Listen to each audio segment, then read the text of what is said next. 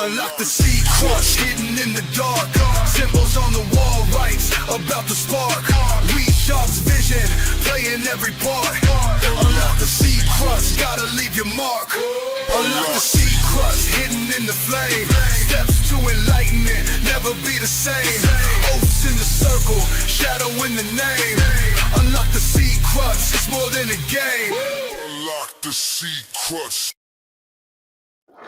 Unlock the secrets. Yo, what up? It's Donut, and you tuned it into Illuminati News. And we are here with a special guest, Courtney Turner. How are you? I'm doing well, thank you. Thanks for having me. Some technical difficulties because Mercury went into Powerade, so that messes up communication. Yes, it happens. Yes. First off, I'd like to say congratulations, Mazel Tov, on the new book, The Final Betrayal, Cautionary Tale. We're going to get into this, how the technocracy destroyed America. Yes, a cautionary tale. Hopefully it won't completely destroy America, but I do feel like we got a little bit of a bait and switch. I mean, who could argue with MAGA, Make America Great Again? I think people thought they were getting a restoration, maybe a return to some American founding principles. And instead, it kind of looks like Silicon Valley is running the show. Well, I'm so excited that you're here. I finished your book, and thank you so much, Devlin, feeding the kitty cat with that $5 super chat. This book is incredible, and I got the links down below, and we're going to be going over a lot of it, but you go over the economic order. I got a bunch of slides. This is going to get nuts. And I kind of wanted to start it off kind of what I've saw before I read this book, just looking at the world and understanding and looking into geopolitics. Mm-hmm. And I also want to just talk about like philosophy as well, because that's sort of where I'm like, things are really connecting the dots. Now, it's taken me a while to understand like philosophy, and I'm such a beginner, but that's like huge with the different worldviews and perspectives that people carry. Totally. On how you can control people even through certain worldviews. But what I saw during the lockdown, and I talked to my friend Guy Tao, and he said that what they were doing was resetting the camera system. And I was all like, that's wild, right? Because I do video production, and I understood what he was talking about, because you got to do the white balance on older cameras. I don't know if you still got to do it today with the digital cameras. Yeah. Everybody was gone, but all the cameras being reset. And then this brought in the facial recognition, which was the hot story during the lockdown, although the technology was way more advanced than just what they were showing us. Sure. Yep. And then reading your book, it started talking about these companies. We're going to get into a lot of these different names and companies that I never even heard of, like Clearview AI. And this is a little slide I made that Twitter can predict a riot faster than the police. I knew that came out in 2017, and that's why Elon purchased it. And it wasn't like Elon just bought it. He was given it, in a sense. Nobody can just go buy it from these tech elites. But Clear AI scraped billions of facial images. And while XAI models are doing these behavioral forecasts, what's your thoughts off the just looking at some of those images? Like, this seems to be a tiptoe. It seems to be a what? A tiptoe. So yes. Where I was kind of getting at, and I probably didn't say it nice, lack of sleep, is that what's happening is accelerating, and the surveillance system, but this goes back even further than just the lockdowns. We could take this all the way back to the technocracy, definitely, to Agenda 21. I mean, this is a long mission that's unfolding right now in front of our eyes. Absolutely. So when you're talking about philosophy and how it can be a controlling mechanism, right? I think of it as an operating system. So being into editing and technology, I know you'll really understand this. But if you're inside a Mac like a Sierra OS, you're inside it, so you can't escape that. It's all kind of encapsulated. And then there's like a Windows operating system, then you're in that system, so it's almost like you're in a little box, and you can't see outside, over the lip of the box. You're just inside that system, but that system is guiding you somewhere, right? That system uh contains your entire conductivity and your all the little tools that you use and all the different the information portals. It's all contained, but it's contained in a very specific way. You can only use it in the way that that operating system allows you to use it, but you don't have an awareness of that because you're inside the operating system. And it's kind of like being inside the matrix, and that's very much how I think of philosophy. If you're subscribing to a particular philosophy, you're inside that worldview, and it creates the infrastructure for how you integrate information from there. Yeah, and Mhm. this I'm going to show a quote from your book, kind of Right. going into the worldview philosophy of the technocracy, in a sense of AI being the new God. Maybe that's not the technocracy's belief, but this was an interesting quote on that. I'll read it real quick. Mhm. With the internet as its nervous system, the world's connected cell phones and sensors as its sense organs, and data centers as its brain, the whatever will hear everything, see everything, and be everywhere at all times. The only rational word to describe that whatever, thinks Lewandowski, is God. And the only way to influence a deity is through prayer and worship. And this is talking about like a religion in Silicon Valley that Mhm. worships the AI.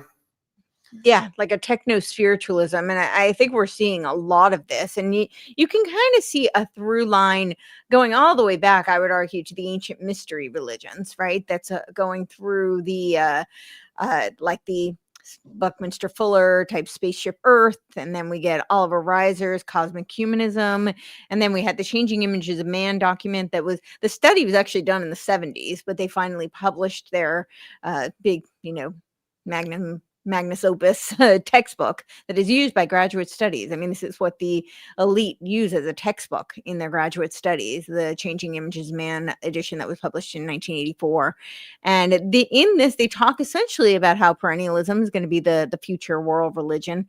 And after that, we got, and I just published on my Substack comparing the David Temple, which is a pseudonym. I find it really funny because they picked the pseudonym for the three of them because they didn't want any ego involved. There's nothing at all hubristic or egotistical about anthro-ontology rewriting the story of the universe. Of course, thank goodness they got rid of any hubristic egoistic involvement by having a pseudonym for all three of them. I'm kidding, but David Temple? Who's David this? Temple is really Mark Gaffney, Zach Stein, and Kenneth Wilber. So the three of them wrote something called First Principles, First Values of Evolving Perennialism, 42 Propositions on Cosmoerotic Humanism. And in my latest Substack, I compared their notion of homo amor to Nick Land, who he's the one who coined the term, the Dark Enlightenment, his concept of homo autocatalyticus. And both of them are seemingly very disparate terms, but they are essentially the post-human vision. So it's a transhuman leading to a post-human vision. But I bring it up because this cosmoerotic humanism concept is an extension of this changing images of man. And but this whole lineage is really where you're getting this transhuman technocratic vision that's merging with this perennialist syncretic type of a philosophy or religion to create a one world religion. And in fact, Mark Gaffney actually in September, after Charlie Kirk, and I incorporated this in my article, after the assassination of Charlie Kirk, he talks about how, people are so polemic and politics is dividing us, and we need to unify around a universal grammar, a new world religion. So it's right there. And they claim that they're against transhumanism. They're really concerned about techno-feudalism, but really they just want to lead it. They have their own vision. So you're seeing a lot of this where people will argue about how concerned they are about technocracy, techno-feudalism or transhumanism, but really what they're advocating for is their version of it. And so it's very misleading and misguiding, in my opinion. But yes, we are seeing, and here's another great example of this techno-spiritualism, techno-paganism, which is the religion of Burning Man, right? This is Silicon Valley infused with this kind of techno-spiritualism, and that was the genesis of Burning Man. But we have people like Robert Edward Grant, who, if you're not familiar with him, he's got a channel on Gaia. He's considers himself a polymath. He actually started out as a branding guy for Botox and Juvederm, and he's an interesting character because he's got all of these patents and something like 20 plus patents. And if you know anything about getting patents, they're very difficult to get. They're very expensive to get, and when you look into these patents, they're very interesting because they're in the James Bond-esque type, like intraocular spyware type of technology.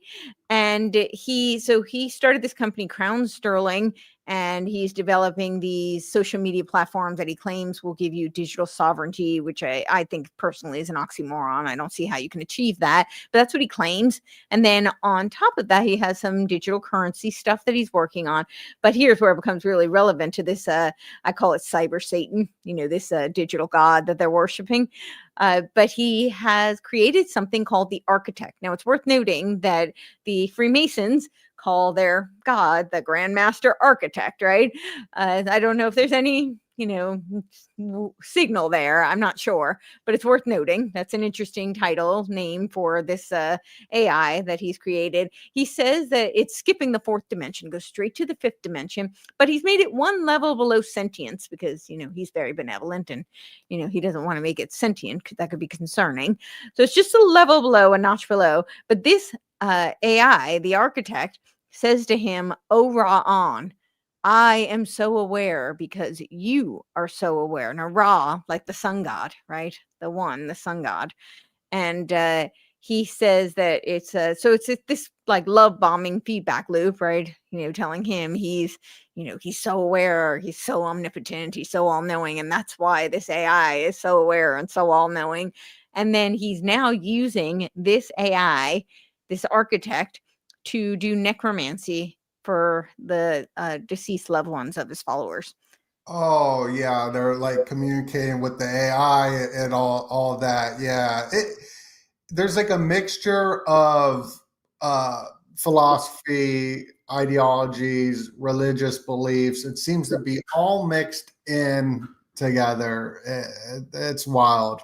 It's so wild. This book was wild. Like reading it, and I titled this "The New Economic World Order."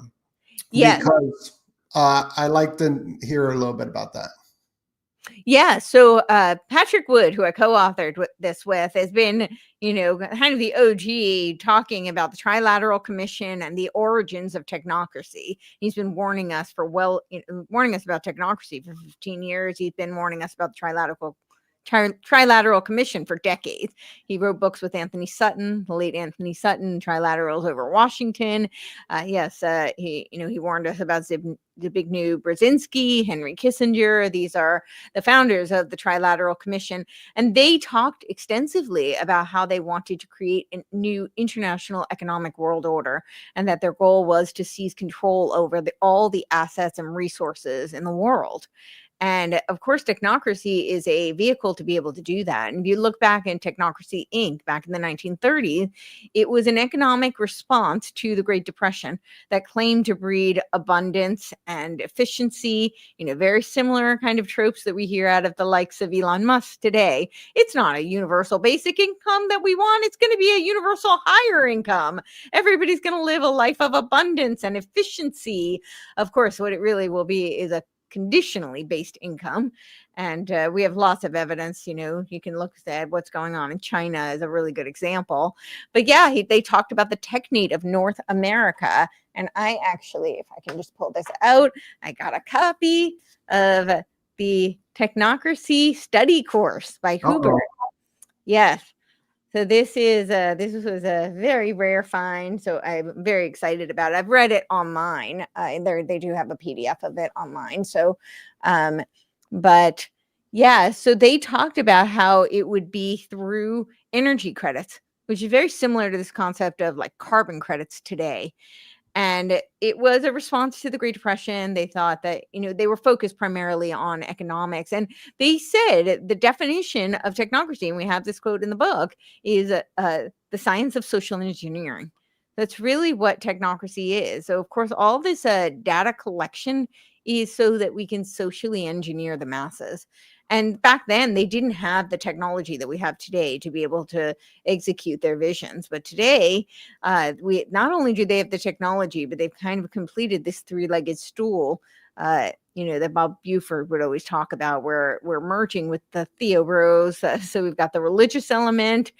We've, of course, got the economic element, which is this idea of, controlling all the world's resources and assets. And then we've got the political element as well.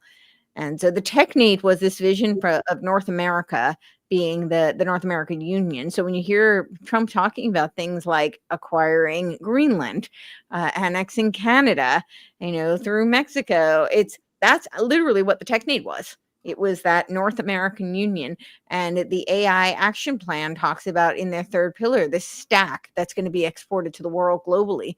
So now we have this great dialectic that was set up that we're going to fight globalism. And we should, I believe. But of course, now he's basically saying, no, we'll just be the technate that's the epicenter, where Silicon Valley is the infrastructure for the globalist control.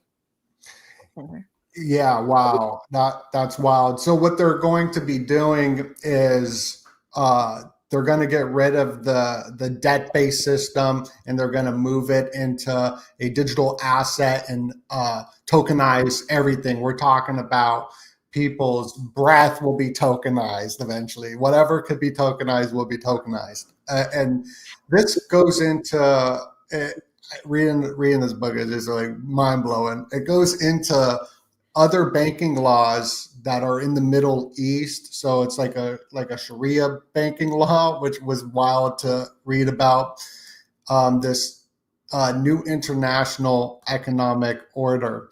So what I'll do is I'm just going to go kind of through the slides, and it's accelerationism. Funny enough, that word we're seeing pop up today. Bitcoin in the coin market, it hit the 322 market cap. So I just took a picture of it. I thought that was kind of funny. Yeah. But Michael Saylor, he's like, we're going to accelerate the Bitcoin purchases or whatever. I'm like, oh, there's that word, accelerationism. Well, there's also part of MAHA is MABA, right? Mm-hmm. So RFK Jr. has said that MABA is Make America Biotech Accelerate. Mm-hmm. So there's the word again. It's right in his plans. Yeah. Yes. And that's like the wearables. And right here is the first slide, which is my favorite slide, where it goes into a Mark Zuckerberg quote, move fast and break things, which is sort of like its own philosophy. And then you got the Fabian when it's a turtle, which is moving slow. Mm-hmm. Or it could be like a wolf in sheep's clothing, which is like Elon Musk, Phantom of the Opera, right? Yeah. And this is why I'm very interested in this is because of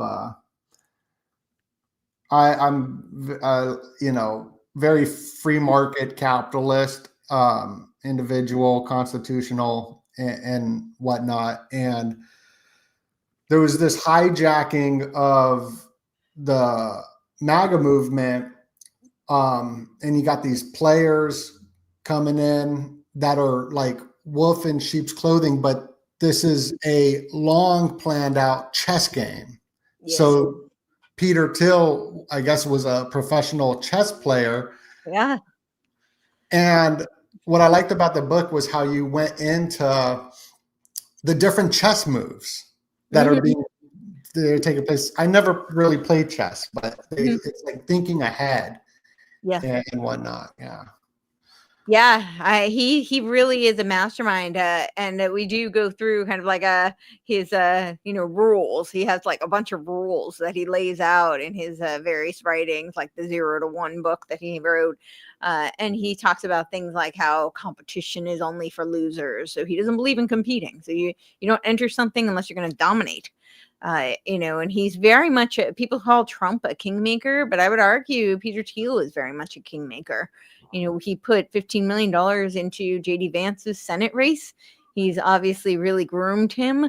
We see this kind of pattern where he's got these figures that have been set up and they kind of come out of nowhere into very prominent positions and have a tremendous influence, but they've been groomed with this dark enlightenment philosophy. So yeah, Peter Thiel, in my Phoenix Conspiracy article, I wrote him as like the Grand Master Architect. Now people push back on me and they're like, oh, you think like there's nobody above him and he just controls everything. He's like the master puppeteer. And no, I don't actually think that. I mean, he's only a billionaire after all. I'm pretty sure the trillionaires above him can call the shots.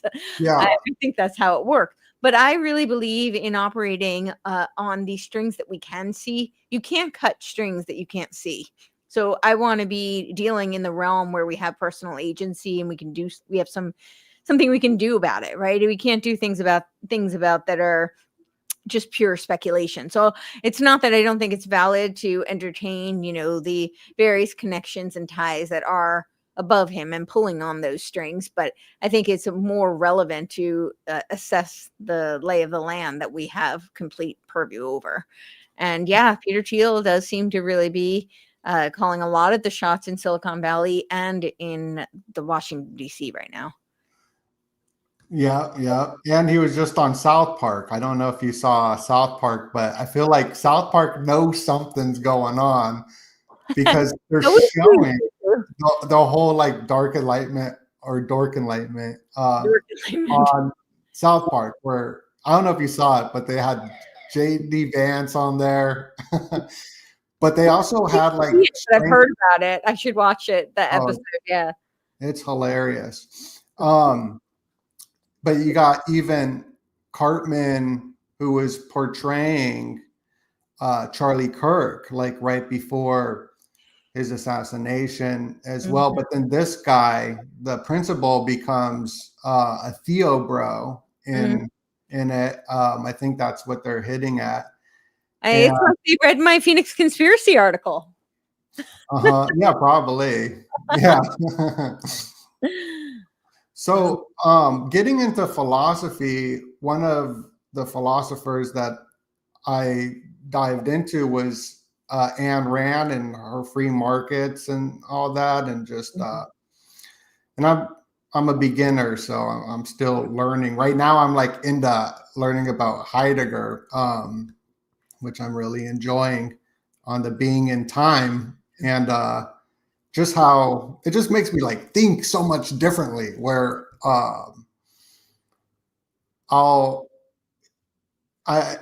just the thrownness of being thrown into this world. I didn't choose to be like in my religion or where I'm born or wherever. I'm just thrown into here.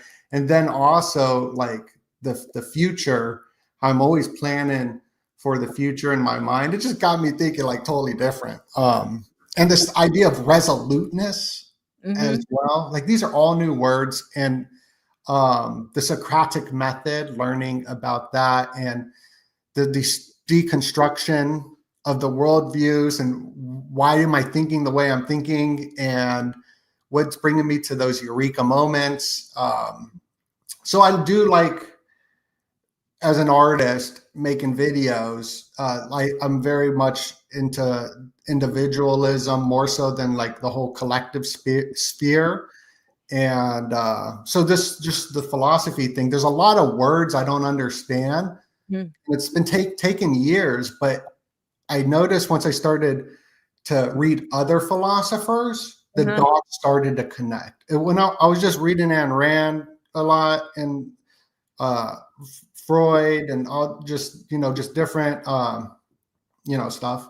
But it wasn't until I started expanding into other realms, like uh, learning about the Socratic method and whatnot, that it started to connect. So that's been like my big passion mentally for a little bit. And I know you kind of know a lot about this stuff.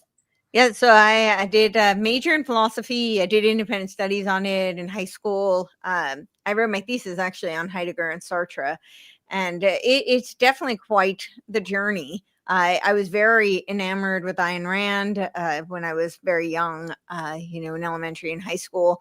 I have a very different perspective on all of that now.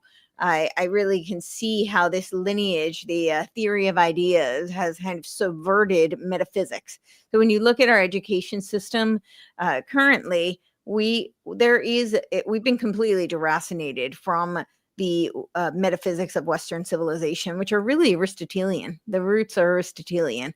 I would argue he's kind of the father of metaphysics. And he was a student of Plato, but he integrates, this idea of the ideals and the forms, which are all through kind of the rational mind, and he integrates that with empiricism and through things that we can tangibly know. And it's called polymorphism. So he's not a pure reductionistic empiricist that believes, it's only about the material world where it's just the five senses, nor is he all in the mind, right? Which is a very kind of hermetic principle. It's also related to Gnosticism. I use a lowercase g term for umbrella term for Gnosticism. I recognize that, the Hermetists were actually arguing with the Gnostics. They have some splinter movements there, but there's a lot of overlap in their worldview. And this idea, the first principle of Hermeticism is mentalism, which is all is mind. And when you look at, things like theosophy, they kind of evolved into the next iteration was New Thought, and New Thought is essentially the same thing. Theosophy is essentially perennialism, but the new iteration is New Thought, which is the same thing, but it's a stronger focus on mentalism. When you look at people like Heidegger, when you look at people like Ayn Rand, they have deracinated metaphysics from their framework. And so it's building on top of the concepts like phenomenology. So I understand what you're talking about. Heidegger makes up his own jargon, right? It's all these new words. And I know we're reading it in English and he wrote in German. That's part of it. But he really, truly creates his own jargon. But he's not alone in that. I mean, you read Nick Land and he's made up all these words. I mean, Homo autocatalyticus, he didn't actually make up that one. That one came from chemistry. John C. Howard was a chemist who coined that term. But Nick Land incorporates it into technology and into this post-human construction of his vision of the post-human world. It's about recursive technology, that once it's programmed, it recursively operates and becomes kind of a essentially sentient and self-governing. But that's Cliff Notes version on that. But yeah, that's essentially, what they do. They make up their own these terms, these jargon. But I like to quote Nietzsche, they muddy the waters to make it seem deep. It's really not. It's really very much a constructivist worldview. So when you take something like phenomenology or Freud, you're now putting everything into the person, the emotional and the lived experience, but it separates you from reality. And so that's really what I'm trying to do in a lot of my work. That's the philosophical element that I tried to bring in, is to return metaphysics. Because when we talk about the education system currently, and I'll talk about the American education system, but it's certainly not relegated to America. I see this permeating throughout the world. But what we have here is really, people argue that religion was taken out of the school system. And I would say, actually, I think it's been inverted. It's not that it's been eliminated. It's that we have an inversion of the biblical framework that's being taught in the schools. However, what has been completely eviscerated and completely omitted is metaphysics. And I think it's because that's a bulwark. It's the bulwark against tyranny, and it's the same bulwark against technocracy. And a really simple way for people to think about this is to think about the Declaration of Independence.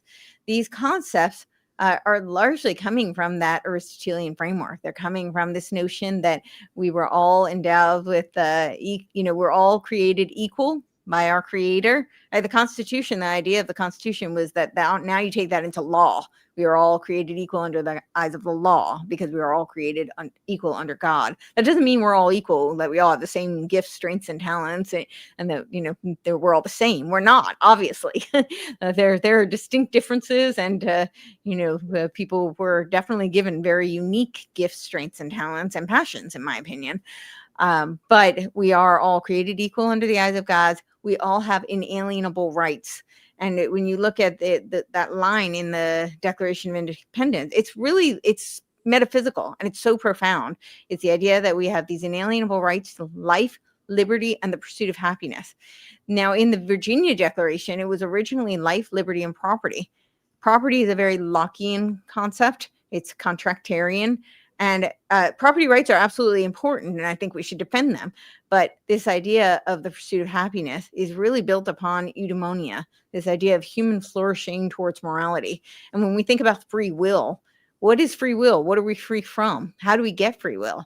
Free will is a concept that's enshrined in the metaphysical notion that there is a creator and creation.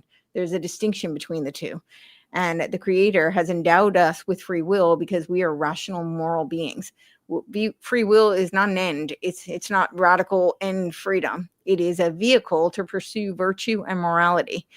And because we have that capacity, and because we are wired for morality, that is part of what this eudaimonia, this human flourishing is. It is to be wired towards that moral end.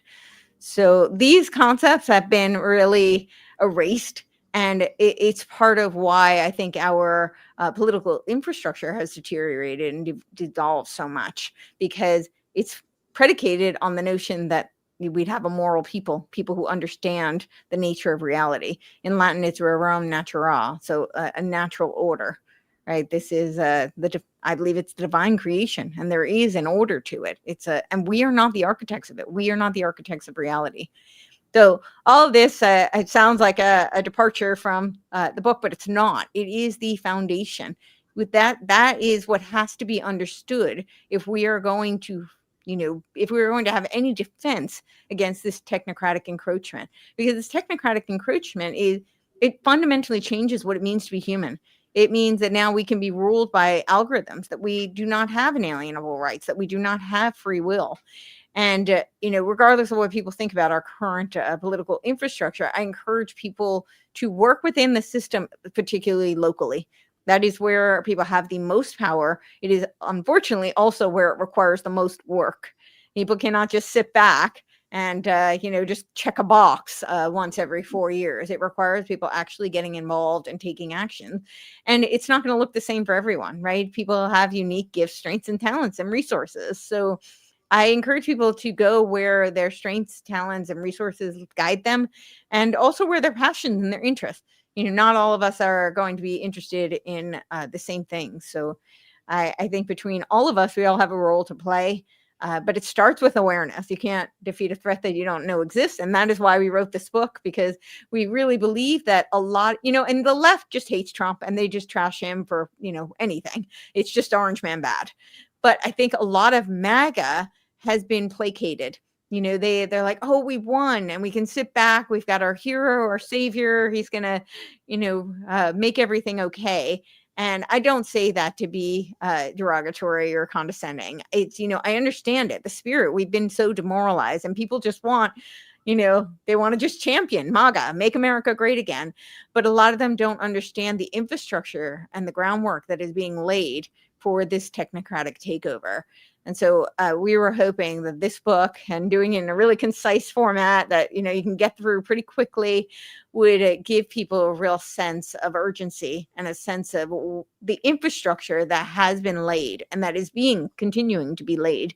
And, so that they can do something about it. So they know what's going on. Because a lot of people, I think, just aren't aware. So the plan is to get rid of the debt system, and this is going back to order works, going back to the technocracy, and to accelerate this to happen. So they're accelerating a collapse in a sense so they can phoenix the republic.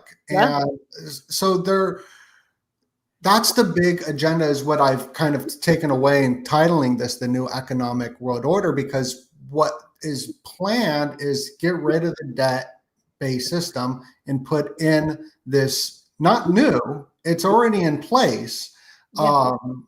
tokenizing everything. And that goes to every little blade of grass will be monitored. So that's where the wearables come in.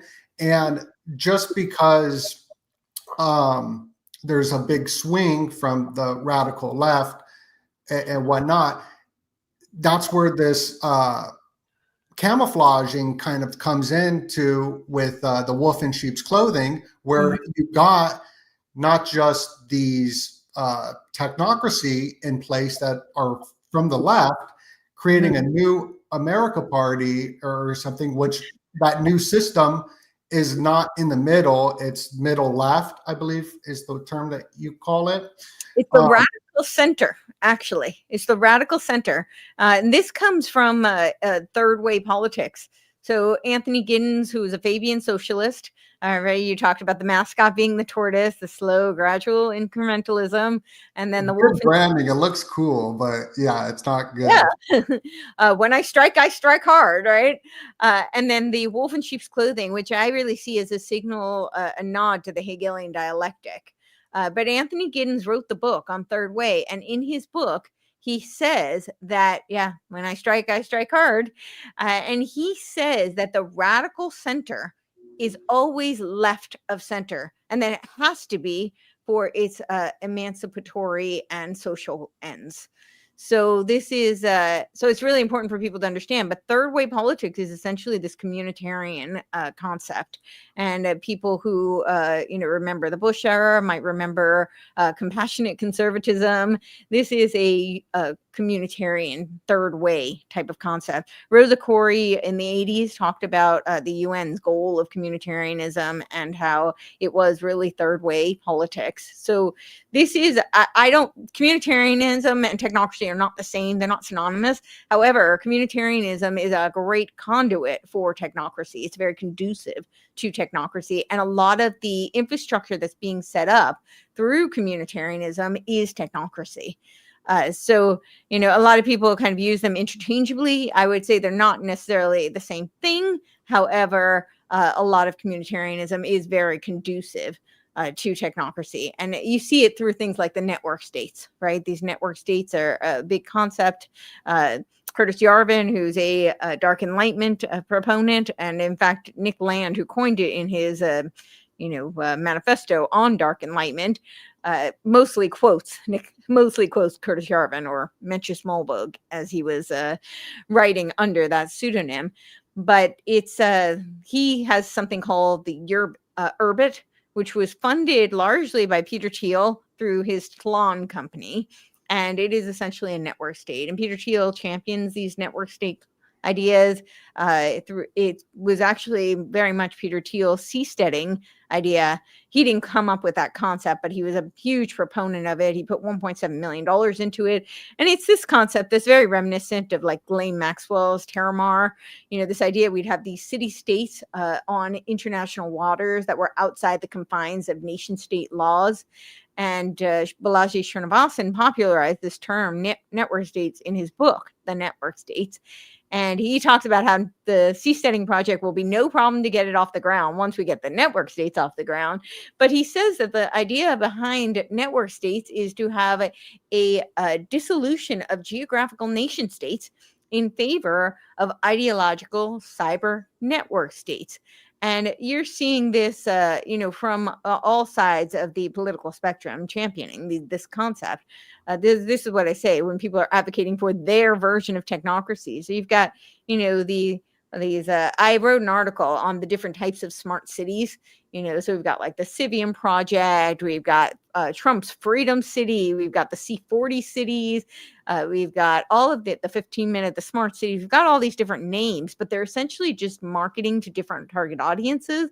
But the concept is still this technocratic infrastructure where they're data mining you, they're collecting all of your data, they're using these cameras, they're surveilling you. You still need some sort of digital currency, some sort of digital ID, and then you have some sort of code that is locked in through a smart recursive contract. And, yes, they say you can enter voluntarily, you can exit voluntarily, but good luck negotiating with a smart contract. I mean, I find it difficult enough to negotiate with a live human being.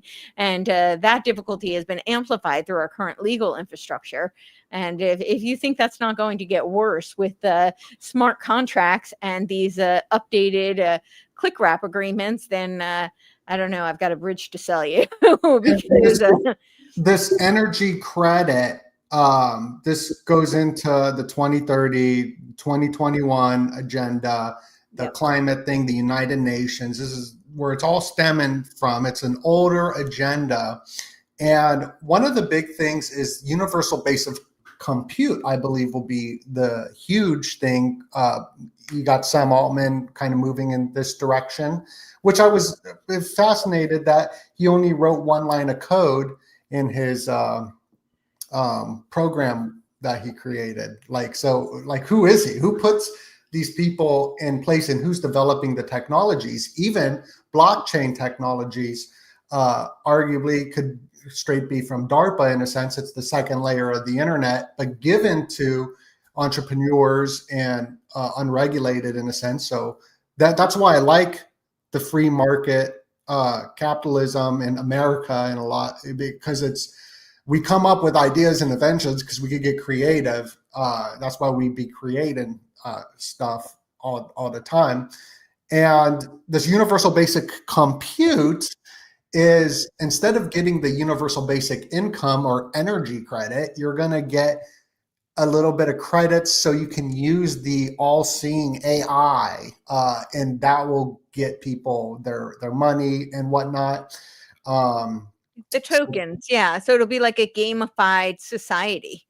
So just like Ready Player One. Have you seen that movie? I haven't. I really need to. I know the concept though very much. I see it like a Black Mirror episode though. This like we're going to be on their energy bikes powering the grid, and so I do want to talk about this Sustainable Development Goals, because what I'm seeing here is this dialectic. And it's, of course, you've got, the left, the UN, the World Economic Forum, which now Larry Fink is officially the co-chair of the World Economic Forum. Not that he hasn't been calling the shots for a very long time, because he has, but now he's officially, we know he's the co-chair of the World Economic Forum, which partnered with the UN officially in 2019. Not that they weren't working together long before. They absolutely were. But the WEF is essentially like the executive arm of the UN to execute these 17 Sustainable Development Goals. And they seem lovely on the surface, but they're brilliant with their marketing. Their marketing and their branding. We should all have this marketing and branding team. We'd all be billionaires. I always joke about that. I want their marketing team. But I really do want to, just draw on this for a little bit, because it's what I see is this dialectic between a lot of, right now we've got the quote unquote right in power here in the United States. And I know I saw somebody in the chat saying that, this technocracy is not relegated to the West, obviously. And a lot of the East already has the technocracy in place. But what I am seeing is that because the quote unquote right is currently in power, a lot of people are pushing back against these narratives of the Malthusian lie, right? We know for a fact that the Club of Rome lied about this, in the climate narrative. They explicitly state in their Global Revolution document in 1992 that the propaganda created in the Limits to Growth in 1972 was because they needed a common enemy to rally behind. And so they decided that, in fact, the enemy of humanity was man himself. And it's, of course, because man is polluting the earth, and, the whole climate narrative came downstream from that. So a lot of people are waking up to that, particularly people on the quote unquote right, people who might identify as politically Republican, conservative, libertarian, whatnot. They don't subscribe to that. So what I'm hearing now out of the quote unquote right and the Trump administration is that we've been restrained by, from utilizing all these resources because of this green agenda, because this climate crisis lie, and this narrative has now restrained us, right? The Greta Thunbergs have curtailed us from using what we have at our disposal. And so they want to create things like the sovereign wealth fund, and so that we can unleash and that we can use this all of these resources, of course, to deregulate AI, accelerate these AI and these power centers. And so you've got this dichotomy, this dialectic going back and forth. And not to say that I just don't think that the Malthusian, narrative is a lie. I do. And I we have the evidence from the Club of Rome. That's not what I'm saying, but I think we need to be very careful about how they're selling things to us, because essentially they're just saying that we're going to fight globalism by creating the North American Union technate. And so essentially that's globalism. The infrastructure for all of these technologies that the UN is now using, like, right, the UN talks about, they at their COP30, they talked about the DPI. This is the digital public infrastructure, right? This is the global digital public infrastructure. We had last year in 2024, they were doing their global digital compact. And all of this, what do you think they need to execute that? They need the technology that we're creating through Operation Stargate and through Palantir and, all these things that are coming out of Silicon Valley, the Clearview AI project, like all of that is the technology that's being exported through the AI action plan. The third pillar, that stack, is what's being exported to the world. And for the UN to be able to execute these plans of their, like, DPI, just as one example.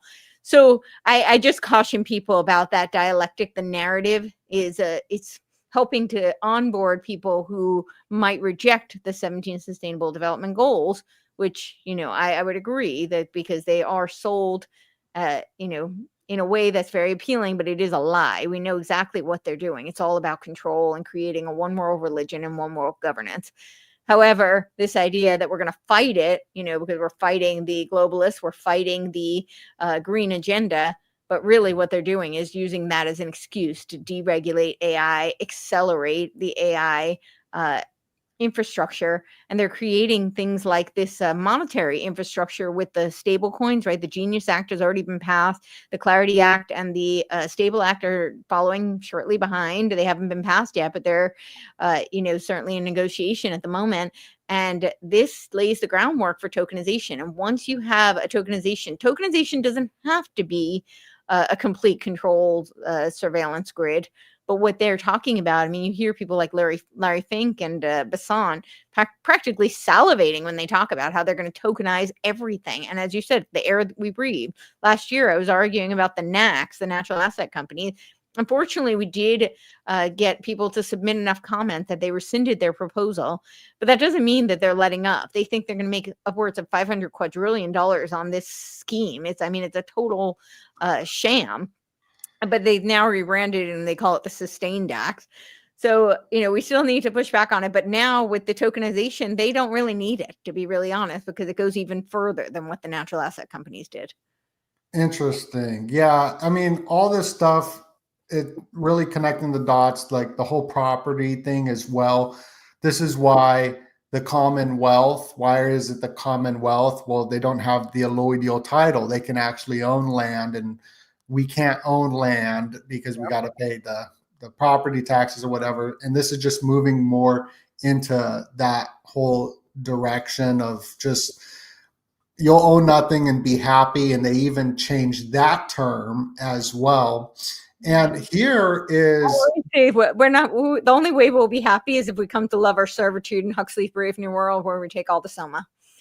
Exactly. Well, so The Economist magazine, that does a lot of the predictive programming on the covers of the future forecasting. and I've been reading it. There's all these different, Brave New World looking pills all over the place. Like, what is it trying to tell us? Yeah. And what it is kind of showcasing is the new Ozempic pills that are going to be coming out that make people not want to eat, which kind of got like me going down like a rabbit hole of the useless eaters, which is, I believe it was a National Socialist word branding that was used for people that weren't productive, right? And right here is funny because you got the wearables that says you're not productive, right? Your wearables are gonna be like, you got to get to work, be productive. Yep. But the Ozempic, in a sense, makes people not need to eat as much. Like, they don't want to eat as much, so they're not consuming as much. And the whole technocracy is about just controlling every aspect of somebody's life where they don't have the free will. And if they're a useless eater, this is where it gets creepy, which goes into this dark enlightenment, is that they're planning instead, it's called a moral, I don't want to say the word because we're on YouTube, but a geno, whatever. I guess I'll just call it a democide. I think that's a safer word to use. Sure. They want to do a moral democide where instead of getting rid of people, you'll just plug them into the Borg, like in the Matrix with the VR reality. So I even have that page in the book, but I think that's why that is getting pushed. I'm just connecting dots, maybe that's not why. Maybe they're going to take that idea and be like, damn, that was a good ass idea. But I just thought that was kind of interesting thought that popped in. Oh, sorry. I didn't want to. No. Just that's what I was thinking when I was looking at that. I have a lot to say on that. So I think you're on target. I definitely think that's an element of it. There's a lot going on with the Ozempic, just like with the Botox and all. I think it is a transhuman agenda. So for those who aren't familiar, Botox was actually studied in World War II as a bioweapon. And they found that if they were to aerosolize it, yes. And they found if they were to aerosolize it, it would be the most lethal bioweapon in history. So great idea to have people injected into their face. Of course, what could possibly go wrong? And, it has a black box label warning on it. So people who are arguing that, it's perfectly fine, it's perfectly safe, they wouldn't have a black box label warning on it if that were the case. It is a multi hundreds of billions of dollar industry. And that is why they don't advertise the horrendous potential ramifications, but we do see people going blind. We do see people getting paralyzed. There are some really, really, unfortunate consequences. Now, some people are fortunate, they don't have a problem with it, and it ends up being okay for them. And I hope that continues to be the case for those who have used it. But to ignore the fact that it could have these tremendous deleterious effects is, I don't think a very good thing for us to do. I do think that a lot of this plastic surgery type thing is about, if you look at it, and again, this is not a judgment, some people do have great work done, and, everybody should do what makes them feel good. But if you look at it, a lot of this was advertised towards the trans movement, right? And I said from the very beginning, trans movement was all about transhumanism. We're blurring the distinctions, right? There's no male, female. It's all one. It's so we can get to that monad, the monistic kind of a worldview. But the Ozempic also has some, horrendous side effects that people are seeing. Again, some people have good results, and, if people are doing something that works for them, great. More power to you. Do what works for you. We can't ignore that a lot of people are being devastated by these drugs. And I do think there's a major push. Now, when you talk about the food and not needing to, the useless eaters, which you're right, was a National Socialist workers, narrative that is being repurposed today.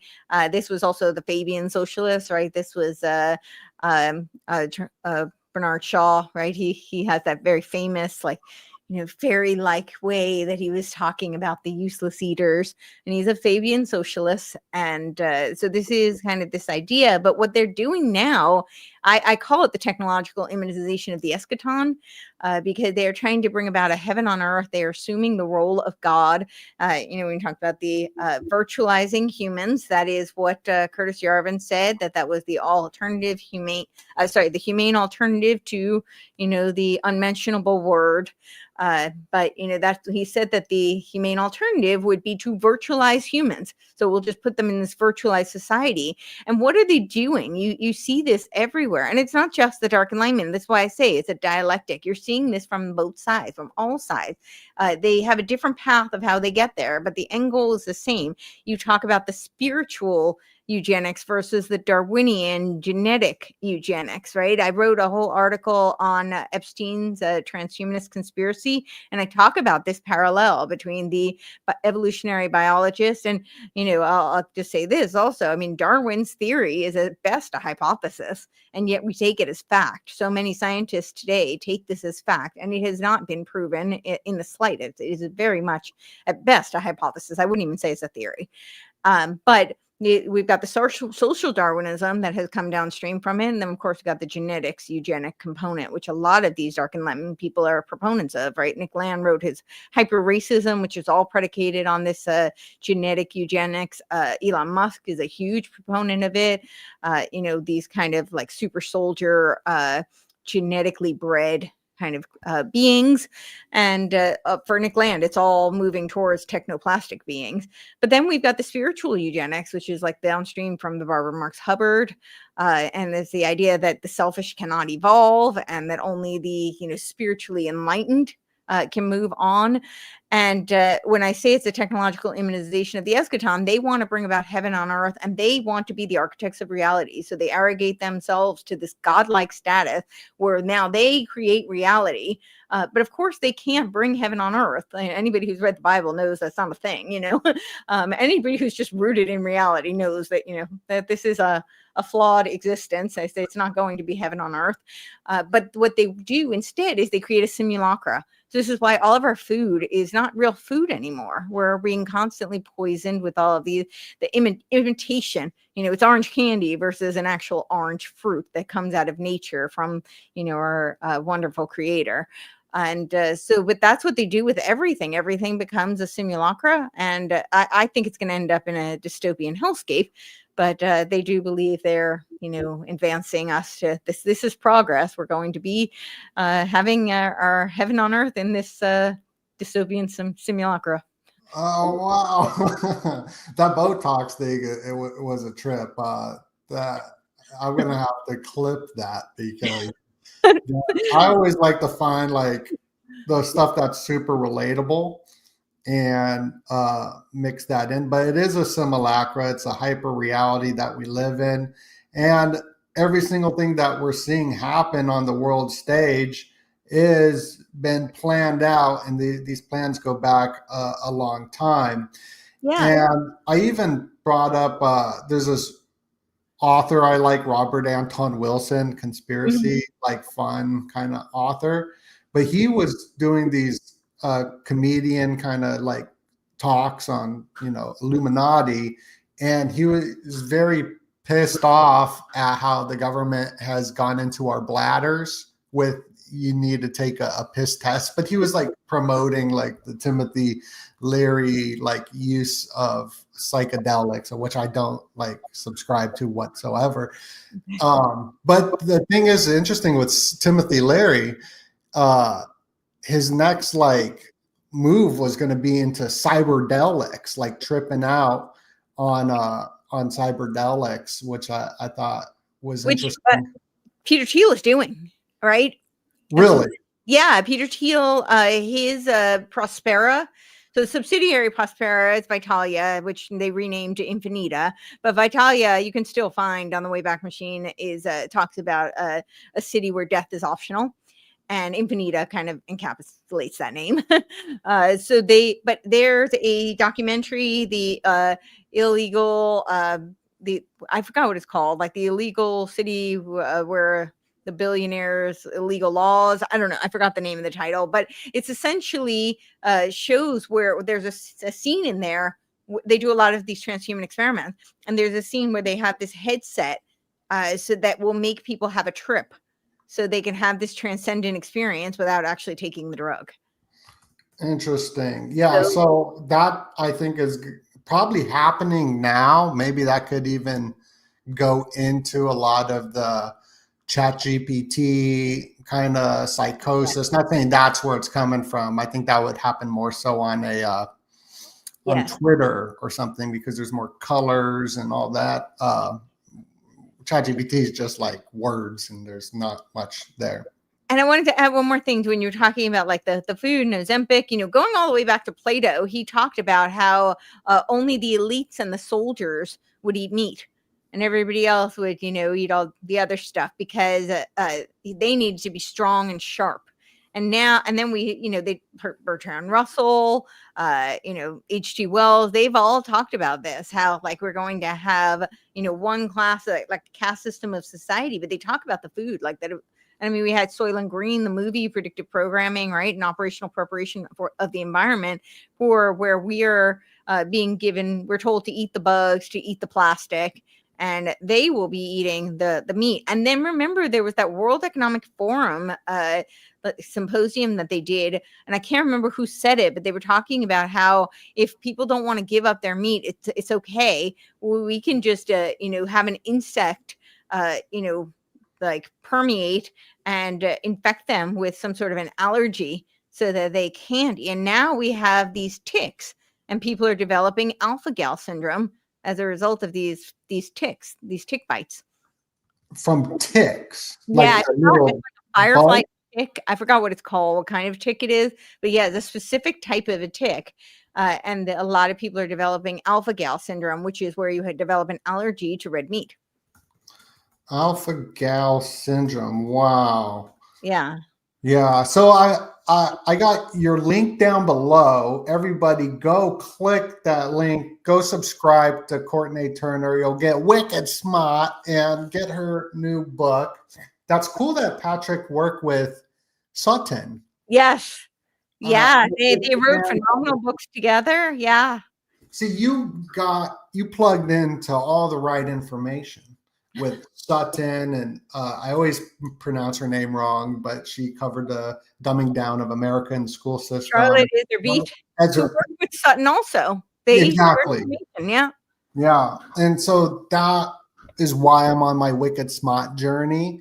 And this philosophy thing is so much fun too, learning about it. Yeah. I've been diving deep into the logotherapy of Viktor Frankl. Mm-hmm.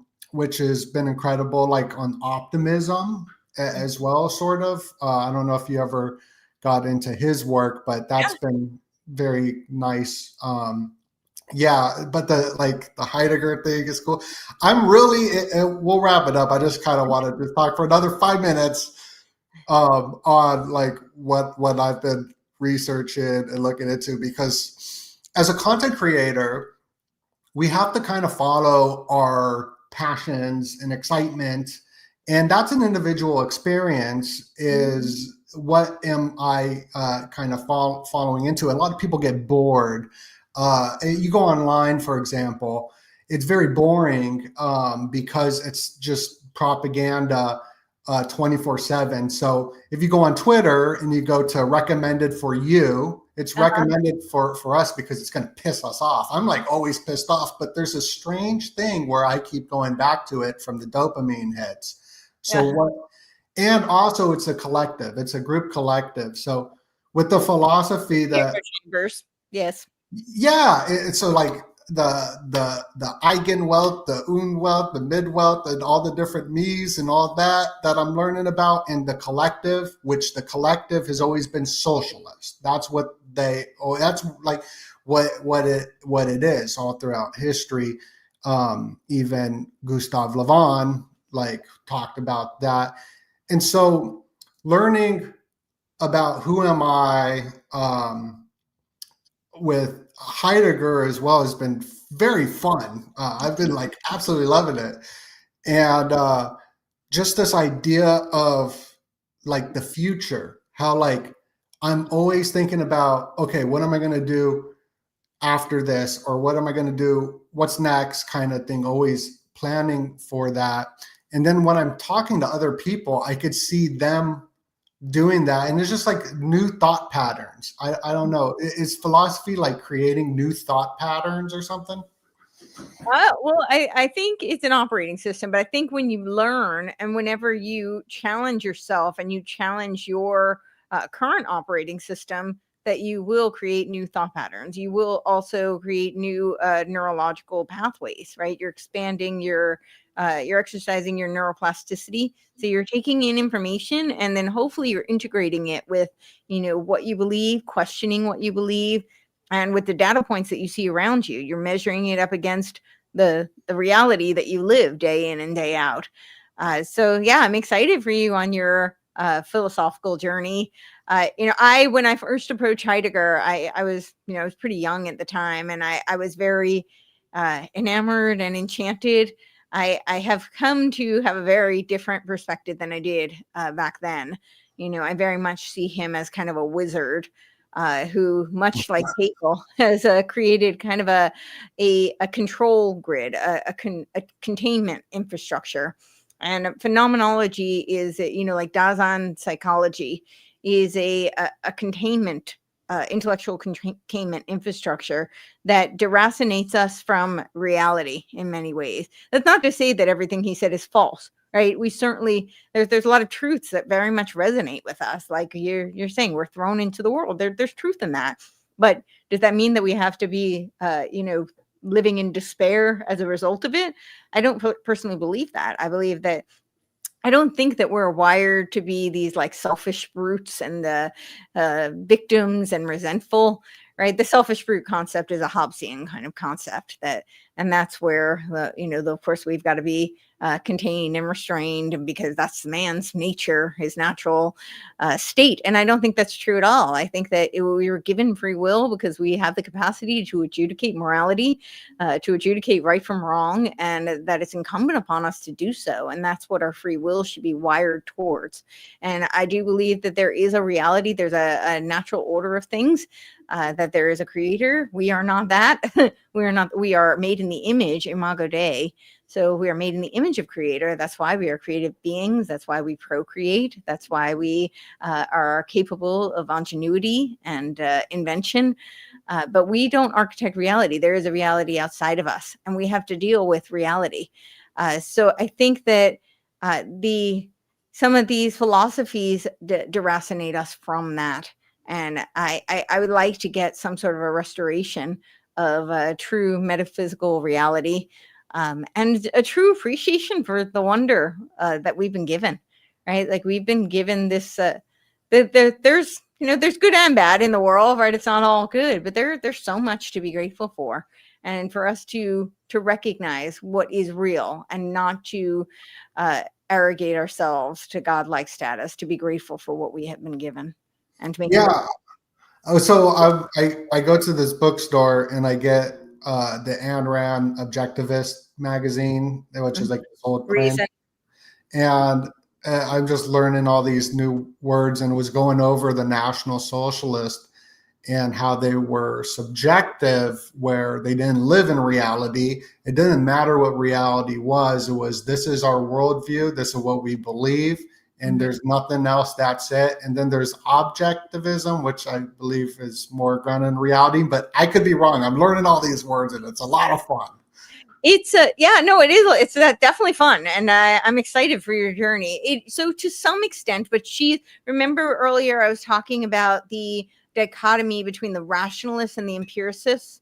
So she, takes, yes, it's a reality, but it's not this hybrid, right? That term, Aristotelian term, is holomorphism. So it's taking through the particulars, we can know the universals, and that there are universals.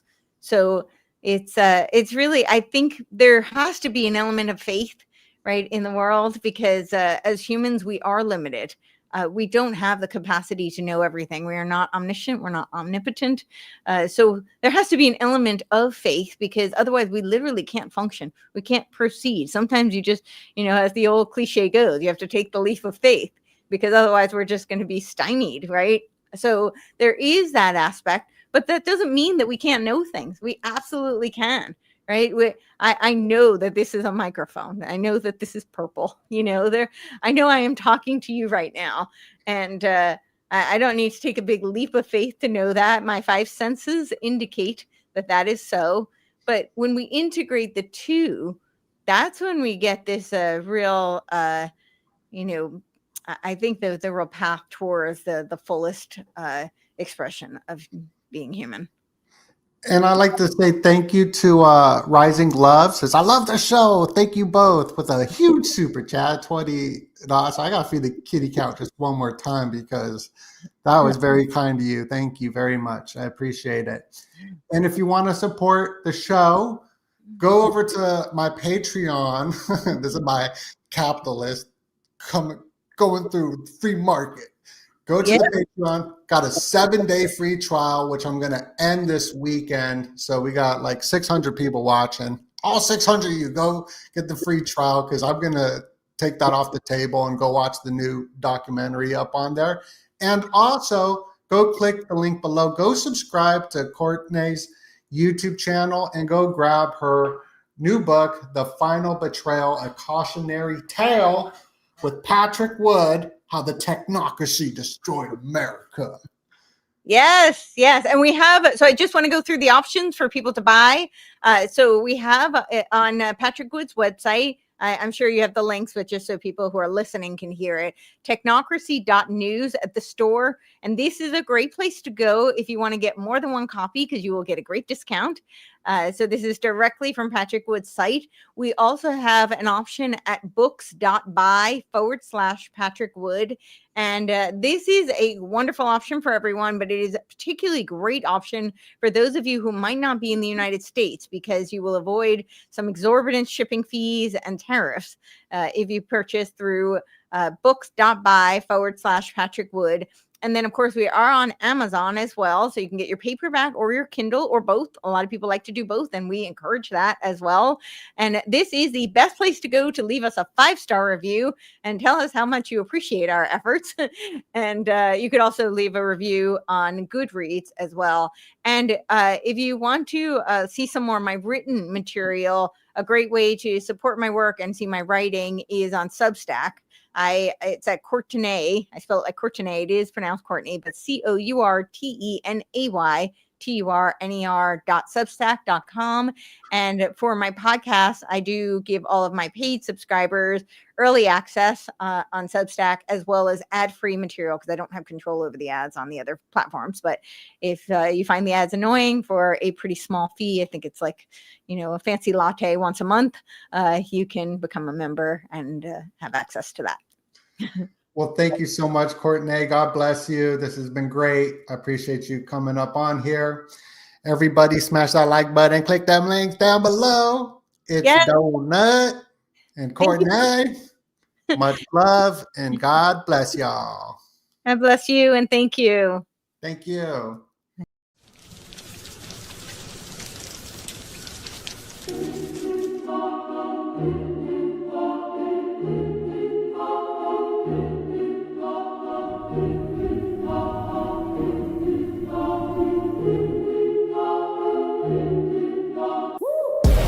Caligula. Throw me the lens, I don't need no formula. Call me Caligula. God on earth, I don't need no Jupiter. Call me Caligula. Roman flames while I feed my insula. Call me Caligula.